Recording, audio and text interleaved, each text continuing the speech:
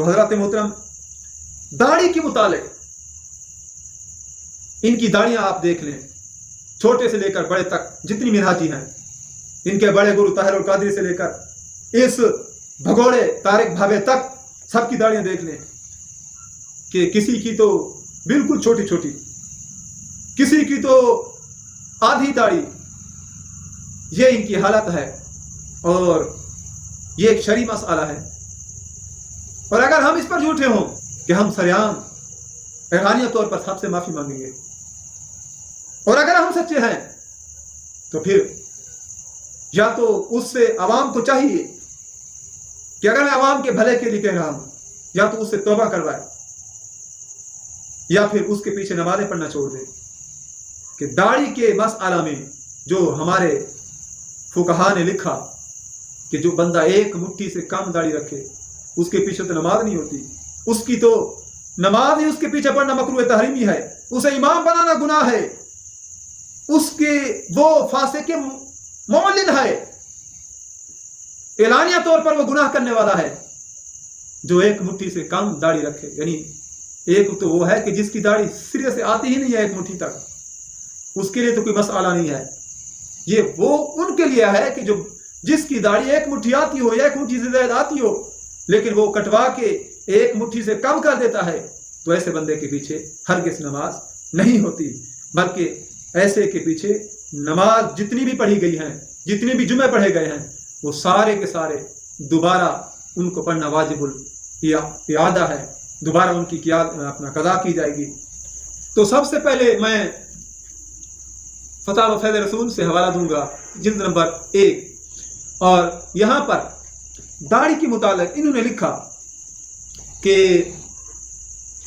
दाढ़ी के बाल एक मुश्त से कम करना नाजायज, दाढ़ी के बाल एक मुश्त से कम करना नाजायज, एक मुट्ठी से कम करना दाढ़ी गुनाह है, और जो एक मुट्ठी से कम रखे वो फासिक है। तो आगे इन्होंने हजरत शेख अब्दुल हक मुहद्दिस देहलवी रहमतुल्लाह तआला अलैह इनकी इबारत पेश की कि गुज़ाश्तन बकदरे उब्दा वाजिबस कि एक मुट्ठी की मिकदार दाढ़ी वाजिब है। हजरत शेख अब्दुल हक मुहद्दिस देहलवी फरमाते हैं एक मुट्ठी मिकदार दाढ़ी रखना वाजिब है, और वहाँ के रा सुन्नत गोयन, और फरमाया कि बाज़ फुक़हा ने जो इसको सुन्नत कहा है दाढ़ी को, यानी वाजिब है और वाजिब के करीब है, या फिर और जिन फुक़हा ने फरमाया कि इसको सुन्नत कहा है, यहाँ पर सुन्नत बमाना दीन के तरीके पर चलना है। अच्छा, या फिर इस वजह से उन्होंने इसको सुन्नत कहा है कि चुना के नमाज ईद रा सुन्नत गुफ्ताद, कि जिस तरह नमाज ईद को सुन्नत कहते हैं, यानी हालांकि नमाज ईद वाजिब है और फुक़हा बाज ने इसको सुन्नत कहा, तो उसका मतलब यही है कि यानी वो सुन्नत कह के वाजिब से नफी नहीं कर रहे, बल्कि सुन्नत कह के सुन्नत से मुराद ये लेते हैं कि दीन के तरीके पर चलना। तो फरमाया यहाँ पर भी जिन फुक़हा ने दाढ़ी को सुन्नत कहा तो उससे मुराद क्या है, दीन के तरीके पर चलना है, और वगरना हकीकतन दाढ़ी क्या है, एक यानी वाजिब है। आगे फरमाते हैं लिहाजा ज़ैद दाढ़ी की एक मुश्त से कम करने की आदत के सबब फास्ते के मौलिन है, और इसके पीछे नमाज पढ़ना मकरूह तहरीमी है, हत्ता कि दाढ़ी एक मुश्त से कम करने वाले की नमाज भी इस इक्तदा में जायज़ नहीं। जिन लोगों ने जितनी नमाजें इसके पीछे पढ़ी सब का इआदा वाजिब है, जितनी नमाजें पढ़ी। तो ये मैं उससे कहना चाहता हूँ उस तारिक भावे को कि अगर तेरी दाढ़ी एक मुट्ठी पूरी है, और एक मुट्ठी यहां से पकड़ना नहीं है बल्कि यहां से पकड़ना है, अगर तेरी दाढ़ी एक मुट्ठी पूरी है तो फिर तू अपनी शक्ल आईने में देख, और अगर तेरी दाढ़ी एक मुट्ठी से कम है तो तूने कितनों की नमाजें खराब की, कितनों की नमाजें बर्बाद की, कितनों के जुमे बर्बाद किए। लिहाजा इस पर तुझे तौबा करनी चाहिए, और जिन्होंने पढ़ी है इसके पीछे नमाजें, तो इसके पीछे नमाज पढ़ना भी क्योंकि मकरूह तहरीमी है, गुनाह है, ऐसे को इमाम बनाना भी गुनाह है। तो फरमाया कि حتیٰ کہ داڑھی ایک مجھ سے کام کرنے والے کی نماز بھی اس کی ابتدا میں جائز نہیں. جن لوگوں نے جتنی نمازیں اس کے پیچھے پڑھی سب کا اعادہ ہے. دوسرا حوالہ میں وقار الفتاوی، اس کے اندر یہ موجود ہے کہ ایک مشت یعنی ایک مٹھی سے کم داڑھی رکھنے والا فاسق ہے، اور فاسق کی امامت مکروہ ہے، مکروہ تحریمی ہے فاسق کی امامت. آگے مزید فرمایا کہ داڑھی منوانے، کتروانے یا حد شرعی سے کم کرنے والا فاسق کے معلم یعنی اعلانیہ طور پر وہ گناہ کرنے والا ہے، فسق کرنے والا. اور فاسق کے معلم کو امام بنانا گناہ، کیونکہ اس میں اس کی تعظیم ہے، جبکہ شریعت مطہرہ نے اس شخص کی اہانت لازم قرار دی ہے. شریعت مطہرہ نے اس کی اہانت لازم قرار دی ہے اور اس کو امام بنانا تعظیم ہے. تو فاسق کو امام بنانا یہ شریعت اس کی ہرگز اجازت نہیں دیتی. تو فرمایا کہ لہذا ایسے شخص کو امام بنانا اور پھر اس کے پیچھے نماز پڑھنا مکروہ تحریمی اور واجب الاعادہ ہے. اچھا، اور پھر اس کے بعد یہ فتاوی رضیہ میرے امام اہل سنت مجدد دین و ملت اشاہ امام احمد رضا خان فاضل بریلوی علیہ رحمہ، ان کا یہ فتاوی رضیہ، اس کی جلد نمبر 6، اس کے اندر میرے امام نے داڑھی کے متعلق جو فرمایا کہ شرعی جو حد ہے، تو میرے امام اعلیٰ حضرت فرماتے ہیں کہ داڑھی ترشوانے والے کو امام بنانا گناہ، داڑھی ترشوانے والے کو امام بنانا گناہ، اور اس کے پیچھے نماز مکروہ تحریمی، پڑھنی گناہ، پھیرنی واجب. اس کے پیچھے نماز کیا ہے؟ مکروہ تحریمی ہے. پڑھنی گناہ ہے پیچھے نماز، اور پھیرنی کیا ہے؟ واجب ہے. دوبارہ اس کی قضا کرنی پڑے گی. جتنی نمازیں اس بندے کے پیچھے پڑے گی، اس امام کے پیچھے جس کی داڑھی ایک مٹھی سے کم ہے. تو یہ اعلیٰ حضرت ہیں. یہ میں کسی آج کے مفتی کی بات نہیں کر رہا،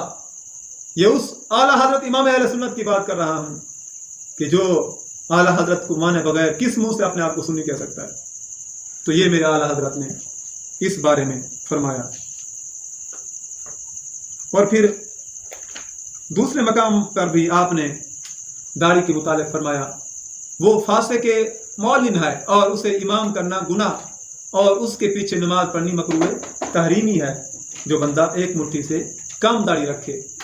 اگر لوگوں نے فاسق کو مقدم کیا تو وہ لوگ گناہگار ہوں گے. اگر لوگوں نے فاسق کو مقدم کیا، فاسق کو اپنا امام بنایا، جس بندے کی داڑھی ایک مٹھی سے کم کر یعنی کتروا کے ایک مٹھی سے کم رکھتا ہے، اس کو ان نے مصلی پر کھڑا کر دیا، تو میرے اعلیٰ حضرت فرماتے ہیں کہ اس کو مصلی پر جن نے کھڑا کیا وہ بھی گناہگار ہیں. یہ اعلیٰ حضرت فرما رہے ہیں، کوئی آج کا مفتی نہیں.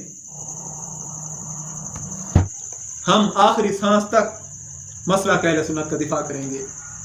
جو بھی اہل سنت کے ساتھ غداری کرے گا ہم اس کا تعاقب کریں گے اور اسے چھوڑیں گے نہیں. میں پھر بھی کہہ رہا ہوں اس سے، طارق بھابے سے، منہاجی سے، کہ جو حوالے میں دے رہا ہوں پر تمہارے اندر رتی برابر بھی کوئی ہمت ہے تو آ کے ہمارا رد کر کے دکھاؤ، ہمارے دلائل کو توڑ کے دکھاؤ، وگرنہ تمہیں توبہ کرنی پڑے گی اس سے. تو اس واسطے خواہ کوئی چوں کرے یا چاہ کرے، کوئی گولی مارے، کوئی گالی دے، ہم نے اہل سنت کا دفاع کرنا ہے کہ جب تک بھی زندہ رہنا ہے حق قول زبان سے کہنا ہے. جب تک بھی زندہ رہنا ہے حق قول زبان سے کہنا ہے. کیا ڈر ہے موت کا اے آصف جب جانا اپنی باری ہے. اللہ ہم کچھ احادیث سے بھی حوالہ جات پیش کرنا چاہتے ہیں، اور میں اس موصوف سے یہ کہنا چاہتا ہوں کہ اے طارق بھابا منہاجی، ابھی تو تیرے آپریشن کی ابتدا ہے، آگے آگے دیکھ تیرے ساتھ حشر کیا ہوتا ہے. ہر محاذ پہ انشاءاللہ میری زندگی رہی تو تیرا تعاقب کریں گے. پھر تو نے جو صلح کلیت کی باتیں کر کے عوام اہل سنت کے عقائد کو ڈیمیج کرنے کی کوشش کی، انشاءاللہ آئندہ کے لیے میں تجھے یہ تنبیہ کر رہا ہوں کہ اگر آئندہ تو نے کہیں پر عقیدہ اہل سنت کو ڈیمیج کرنے کی کوشش کی تو اسی وقت ہم تیری گرفت کریں گے. تو یہ میرے ہاتھ کے اندر بخاری، شرح بخاری عمدۃ القاری، اس کی جلد نمبر 20 کے اندر بھی یہ حدیث موجود ہے کہ یہ نبی اکرم شفیع معظم صلی اللہ تعالیٰ علیہ وآلہ وسلم نے جب یہ فرمایا کہ داڑھیوں کو بڑھاؤ اور مونچھوں کو پست رکھو، تو تو اس پر داڑھیوں کو بڑھاؤ، اس کا مطلب کیا ہے؟ اب اس حدیث کے جو راوی ہیں وہ حضرت ابن عمر عبداللہ بن عمر رضی اللہ تعالیٰ عنہما ہیں، تو صاف ظاہر ہے جنہوں نے محبوب سے حدیث لی ہے وہ حدیث کو زیادہ جانتے ہیں ہم سے اور بعد والوں سے جنہوں نے حضور کے قرب کا زمانہ پایا۔ تو اس واسطے عبداللہ بن عمر نے پریکٹیکل کر کے یہ دکھایا کہ محبوب کی اس فرمان کا مطلب کیا ہے۔ تو آگے یعنی اسی حدیث میں موجود ہے کہ قابض علی لحیتہ، کہ حضرت ابن عمر نے اپنی داڑھی کو پکڑا مٹھی سے، اور فما فاضل اخذہ، اور جو زیادہ تھی مٹھی سے، ایک مٹھی سے زیادہ تھی، اسے کاٹ دیا۔ تو صحابی کا یہ عمل اس بات کی دلیل ہے کہ محبوب علیہ الصلوۃ والسلام اپنی داڑھی مبارک کتنا رکھتے تھے۔ تو اس کے بعد امام عینی نے اسی حدیث کی شرح کے اندر لکھا، حضرت عمر بن خطاب رضی اللہ تعالیٰ عنہ کی وہ حدیث جو جس وقت حضرت عمر نے دیکھا انہ رأى رجلا قد ترک لحیتہ، کہ ایک بندہ نے اپنی داڑھی کو چھوڑ دیا تھا اور اس کی داڑھی بکھر گئی تھی، یعنی داڑھی حد شرعی سے بڑھ گئی تھی ایک مٹھی سے۔ تو حضرت عمر بن خطاب رضی اللہ تعالیٰ عنہ نے اسے پکڑا اور ایک اور شخص حکم دیا، ثم امر رجلا، کہ اس کی داڑھی کو کاٹ دیا جائے، یعنی ایک مٹھی سے جو زیادہ ہے۔ تو ما تحت یادہ، جو ہاتھ کے نیچے سے آئی مٹھی سے، اس کو کاٹ دیا گیا۔ تو اس واسطے حضرت عمر بن خطاب رضی اللہ تعالیٰ عنہ کے اس عمل نے بھی یہ واضح کر دیا کہ داڑھی کی جو شرعی مقدار ہے وہ صحابہ کے نزدیک کتنا تھی۔ اور پھر اس کے بعد میں ایک حدیث جو امام بہقی نے شعب الایمان کے اندر بھی اس حدیث کو روایت کیا ہے، اور پھر اس کے علاوہ امام ترمذی نے جامع ترمذی کے اندر اس کی جلد نمبر 2 جامع ترمذی اس حدیث کو ذکر کیا ہے کہ ان نبی صلی اللہ علیہ وسلم کان یاخذ من لحیتہ من ارضیہ وطولہا، کہ نبی اکرم شفیع معصم صلی اللہ تعالی علیہ وسلم اپنی داڑھی مبارک کے وہ بال جو لمبائی میں زیادہ ہو جاتے اور چوڑائی میں زیادہ ہو جاتے ان کو کاٹ دیا کرتے تھے۔ تو اب اس حدیث کی تشریح کے اندر حضرت آگے نیچے حاشیے کے اندر یہ لکھا ہوا ہے کہ ابن حمام فرماتے ہیں کہ یعارضہ ما فی الصحیحین عن ابن عمر، کہ جو صحیحین کے اندر احادیث ہیں ابن عمر سے جو روایت ہے تو ان احادیث کا اس کے ساتھ تعارض آ رہا ہے۔ آگے جواب فالجواب کہ انہ قد صح عن ابن عمر روی هذا الحدیث، کہ صحیح وہ ہے جو ابن عمر سے روایت کی گئی حدیث، کہ جو حدیث حضرت ابن عمر سے روایت کی گئی وہ حدیث صحیح ہے کہ کیا انہ کان یاخذ الفاضل عن القبضۃ، کہ حضرت ابن عمر رضی اللہ تعالیٰ عنہ کو یہ طریقہ تھا کہ وہ ایک مٹھی سے زیادہ جو ہوتی داڑھی اس کو کاٹ لیا کرتے تھے۔ اور پھر اسی طرح کتاب الآثار کے اندر حضرت امام اعظم ابو حنیفہ نے جو ہیثم سے حدیث روایت کی ہے کہ وہ بھی یہی فرماتے ہیں کہ ان ابن عمر انہ کان یقبض علی لحیتہ ثم یقص ما تحت القبضۃ، کہ ابن عمر رضی اللہ تعالیٰ عنہ اپنی داڑھی کو ایک مٹھی سے پکڑ کر اور پھر مٹھی سے جو زیادہ ہو جاتی نیچے اس کو کاٹ دیا کرتے تھے۔ یہ یعنی ابن عمر کا طریقہ تھا۔ اور یہ حضرت ابو ہریرہ والی روایت بھی اسی حدیث کے نیچے حاشیے کے اندر موجود ہے کہ ان ابی ہریرہ ایضا انہ کان یقبض علی لحیتہ فیاخذ ما فاضل عن القبضۃ، کہ حضرت ابو ہریرہ اپنی داڑھی کو مٹھی سے پکڑتے اور پھر جو ایک مٹھی سے زیادہ ہوتی اسے کاٹ لیا کرتے تھے۔ تو یہ میں نے 3 صحابہ کا ذکر کر کے کہ داڑھی کی شرعی مقدار کتنا ہے، وہ ان تمام صحابہ سے یہ ثابت ہے داڑھی کی جو شرعی مقدار ہے۔ تو اس واسطے اللہ تعالیٰ کی بارگاہ میں دعا ہے کہ اللہ تعالیٰ ہمیں اس طرح کے جو اہل سنت کے لیے ناصور بن چکے ہیں ایسے لوگوں سے بچائے، ہماری نمازیں بھی اللہ تعالیٰ ان سے محفوظ رکھے کہ جن کے صرف اس وجہ سے ہماری عوام بھولی بھالی عوام اہل سنت ان کے پیچھے چلی جاتی ہے جمعہ پڑھنے کے لیے۔ میں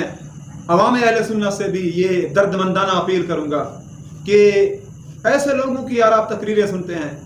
صرف اس وجہ سے کہ اسے فن خطابت آتا ہے، اور یہ عوام کے اندر جو معیار بن چکا ہے کہ یعنی عوام و ناس تو اس کو بڑا عالم سمجھتی ہے کہ جس کے پاس فن خطابت ہو، تو حالانکہ ایسی بات نہیں ہے۔ اب جعفر قریشی کو دیکھ لیا جائے تو جعفر قریشی جو ایک دن مدرسے کے اندر نہیں گیا تو عوام ناس تو اس کو بھی بہت بڑا عالم سمجھتی ہے، کیوں؟ اس کے پاس فن خطابت ہے۔ اللہ تعالیٰ کی بارگاہ میں دعا ہے کہ اللہ تعالیٰ ہمیں علماء حق کے ساتھ ہمیشہ وابستہ رہنے کی توفیق عطا فرمائے۔